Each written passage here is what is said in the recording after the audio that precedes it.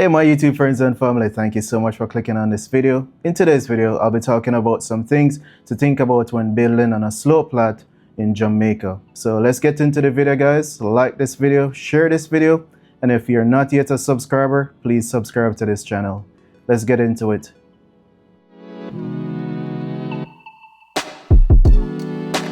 Alright, so you're in the market to purchase a piece of land. You're looking around and you finally found something on a hillside, a slope land, and now you're thinking of building. You're excited to build, you can't wait to build.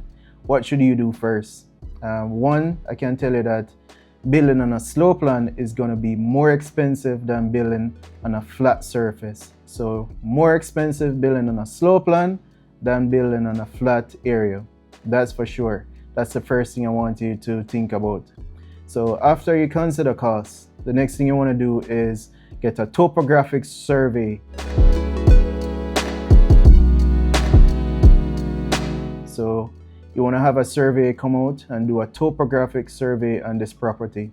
What this will show you is, it will show you the elevation of the land. It will show you the elevation of the land using contour lines. These lines, if they're tightly spaced, that means your land has a steep slope. If they are more widely spaced, that means your land has a gentle slope. So that's the first thing you want to consider, getting a topographic survey. So after you get your topographic survey, the next thing you want to do is present this survey to your designer. So your designer know he or she will assess the plan, assess the survey, and based on what the survey says, then he or she will come up with a design that best suits this property. So you want to have your topographic survey and you want to present it to your designer, and he or she will come up with a design that best suits this property. And based on his or her assessment, they will ask you questions like, do you want a basement? Do you want it to be on stilts? Or do you want it to be a cut and fill method? So these are some questions that they will ask you, and you have to let them know what method you want to go with, what best will suit you. So after you get your design, the next thing you want to think about is access to your property.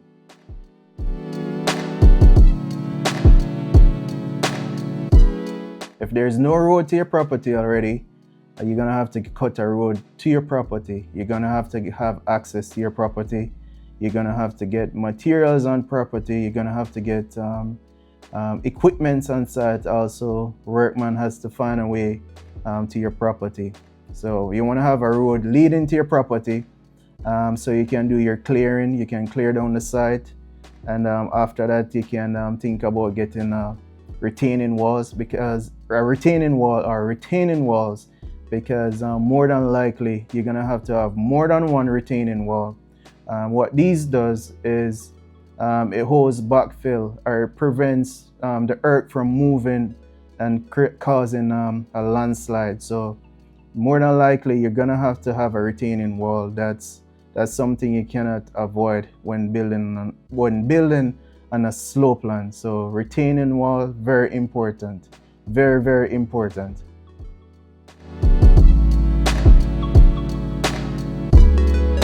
After you do your retaining wall and you start building, once you have your building, at a certain point, you're gonna have to think about drainage. You're gonna have to think about how will you get water away from your foundation, because water and foundation don't mix.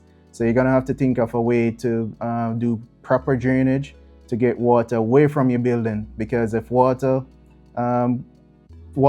and foundation are gonna cause erosion, and once your foundation is exposed, the next thing is this is all gonna come crumbling, and this is all gonna come sliding off the hill. So that's one thing, a very, very important thing, and something you can't cut no corners with, and this is drainage, proper drainage for your home.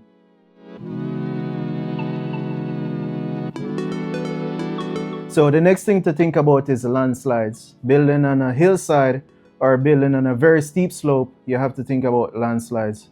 When it rains, what will happen? When it rains heavily, what will happen? Will my building come sliding off this hill? I mean, Hurricane Melissa showed a lot of this happening. So that's one thing to think about when building on a slopeland or a hillside. So you have to think about the possibility of landslides. If your home is not properly built, you have to think about this as a possibility. So one thing you have to think about is landslides in mind. You have to ensure that you have deep foundation. You have to ensure that you have retaining walls. Also, your home is properly built, reinforced with steel. You want to ensure that it's built properly. You want to ensure that it's built strong. You want to ensure that you have proper drainage. So this is all something to think about when building on a slopeland, the possibility of landslides.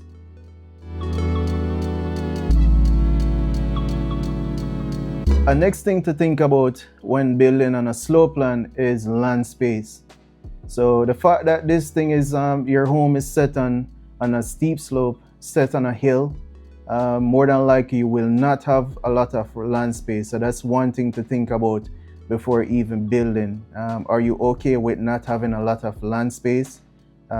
Is it okay that you won't have a big backyard for your family, for your kids to play in, or for your dogs or whatever, your cats to run around and play and all of that? Is that something you can live with? So that's something you have to think about as well. Land space, not having a lot of land space when it comes on to building on a slope site or a slope land. That's something to think about.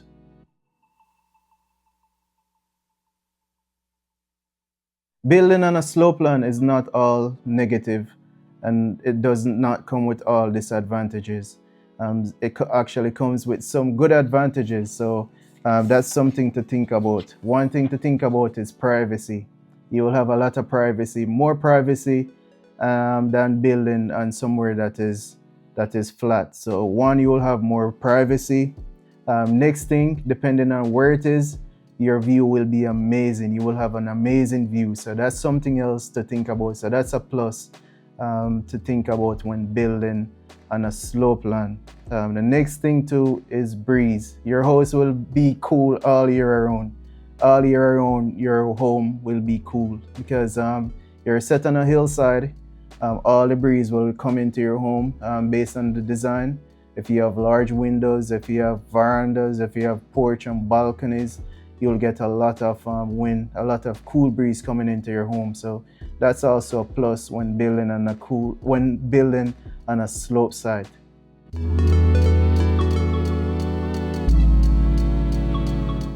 So in summary, I know that not everyone will be able to build on flat areas. So this video is just to open your eyes if you're in the market to purchase a piece of land and you're thinking of going somewhere that is steep or has a slope. This is just to open your eyes. Some things to think about really. Will you be able to do backyard farming? Will your kids have land space around your house to run around? Will you have land space for your pets? So these are just some things to think about. And will you have to worry about land slippage? Stuff like that. So like I said, I know that not everyone will be able to find very flat land, and some people, that's their choice. Some people rather to build in the hills than be on the flat. So this video is just to give you some things to think about. One is cost. Next thing is getting a topographic survey. 3 is design and land slippage, land space, all of that. So my video is not a Debbie Downer video where I'm telling you not to build on a hillside. The choice is yours, but this is just to give you a few things to think about and to better be able to make your decision. So if you found this video useful, please give me a thumbs up.